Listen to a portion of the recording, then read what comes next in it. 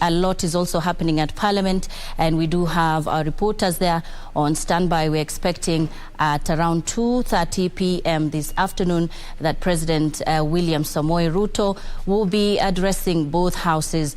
And we are going to begin on that note. We'll be joined by our reporter Kamche Menza, who is on standby at Parliament to bring us an update. Good afternoon, Kamche. What is the latest from Parliament?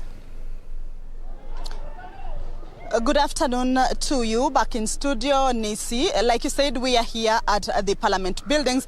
Right outside the Parliament buildings is where I am at this moment.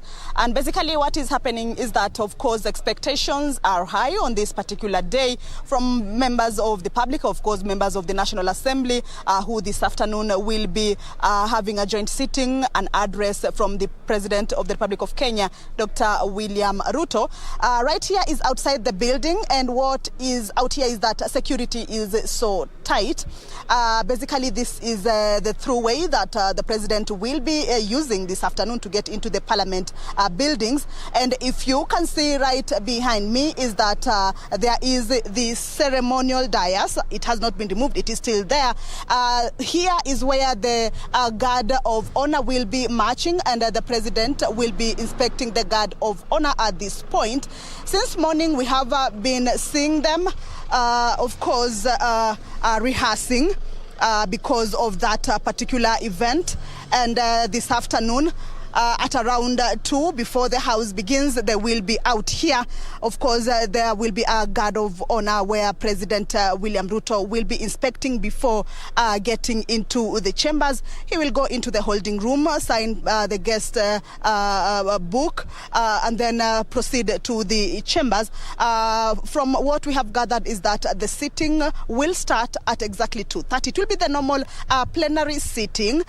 Members will be in the chambers, then the Speaker will, of course, walk in at 2:30, and of course at 2:35 is when we expect that the President will be walking in. Since morning, members have been trickling into these buildings, members of both the National Assembly and the Senate. Remember, it will be a joint meeting, or rather a joint address. And the members that we spoke to concerning the expectation this day, they raised a number of issues, of course, some touching on national unity, the legislative agenda of the August House, matters to do with the cost of living, taxes that Kenyans all over the country have been crying about, or there has been an outcry concerning that issue.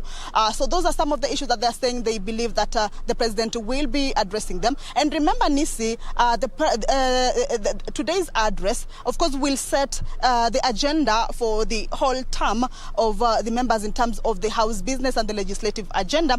But we understand that that particular speech, members will be discussing about it a whole week. There are issues or steps that they will be taking to ensure that that particular address is, given priority in a number of matters, issues that the President will have raised. Members will have to debate on it, or rather to discuss, take concern on the issues that have been raised, and what legislative measures that will be put forth with regards to that. So those are some of the issues that will be happening. Those are some of the issues that have been raising. But out here is just security is tight. We're expecting that at around 2:30, between 2 to 30, the guard of honor will be out here, and of course we'll be bringing the viewer the live pictures from here. President will inspect that guard of honor, then of course walk into the chambers where he will be led by the Speaker of the two houses, who will make their few remarks before inviting the President into the chambers to address the members of the National Assembly and Senate, and of course the public.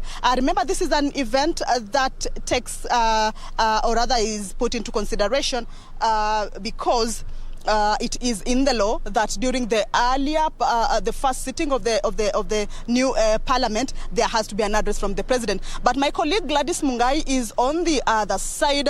Will now hand over this to her, of course, to inform us what is happening on that side.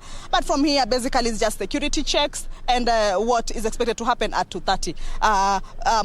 Gladys Mungai, if you can hear me, I hand this mantle to you where you are within these Parliament buildings.